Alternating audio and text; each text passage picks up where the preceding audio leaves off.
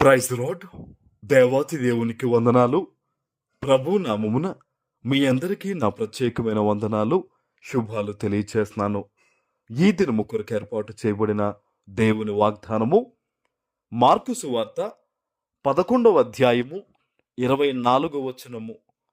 అందుచేత ప్రార్థన చేయునప్పుడు మీరు అడుగుచున్న వాటి నెలను పొంది ఉన్నామని నమ్ముడి, అప్పుడు అవి మీకు కలుగునని మీతో చెప్పుచున్నాను.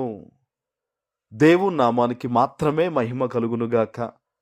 ఈ ఉదయకాల సమయంలో సర్వోన్నతుడైన నీ తండ్రి గొప్ప వాగ్దానాన్ని నీకు అందిస్తూ ఉన్నారు.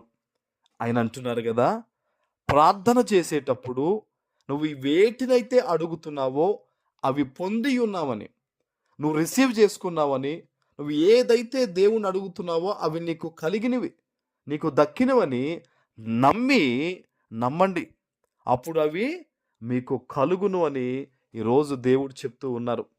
చాలామంది ప్రార్థన చేస్తారు, అయితే ఆ ప్రార్థనలో దేవుని మీద విశ్వాసం ఉండదు.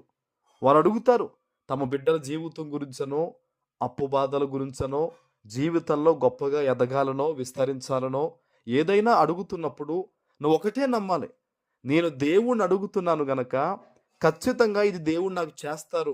నేను దేవుని చిత్తానుసారంగా అడుగుతున్నాను, నేను దేవుని బిడ్డగా బ్రతుకుతూ అడుగుతున్నాను గనక ఇది నా జీవితంలో లేదా నేను చేసే అంశము నెరవేరుతుంది అని నువ్వు ఎప్పుడైతే నమ్ముతావో దేవుడు చెప్తున్నాడు అవి మీకు కలుగును అని. ఆమేన్.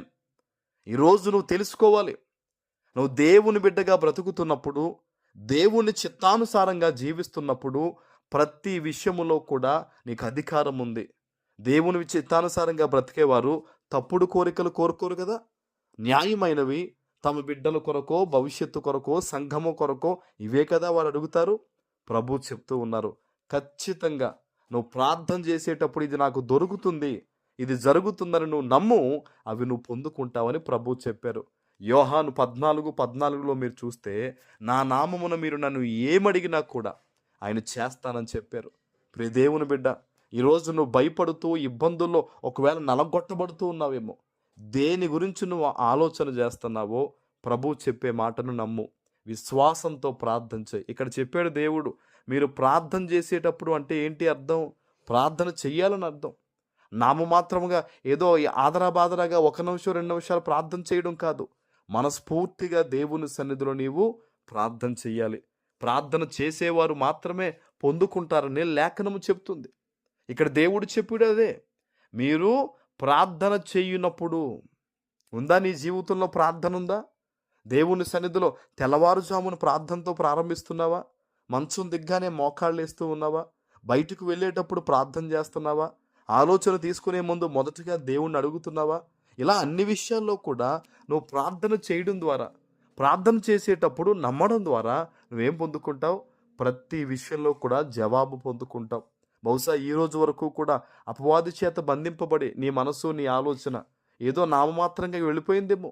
ఈరోజు ఈ వాగ్దానం వింటున్న నీతో దేవుడు చెప్తున్నాడు, నమ్మకంతో ప్రార్థన చేయి, విశ్వాసం ఉంచు. ఖచ్చితంగా నా దేవుడు నాకు ఇది చేస్తారు, ఖచ్చితంగా నేను అడిగింది దేవుడు ఇస్తారన్న నమ్మకంతో ఈ రోజు నుంచి నువ్వు ప్రార్థన చేయి, అద్భుతాలు నీ జీవితంలో జరుగుతాయి. ఆమేన్. ప్రార్థన చేసుకుందాం. పరిశుద్ధుడు అయిన మా తండ్రి, ప్రేమ కలిగిన ప్రభువా, మీకే స్తోత్రాలు. ఈ ఉదయకాల సమయంలో మీరు ఇచ్చిన గొప్ప వాగ్దానము ప్రతి బిడ్డ జీవితంలో నెరవేర్చి స్థిరపరచమని యేసు నామమున ప్రార్థిస్తున్నాను తండ్రి. ఆమేన్.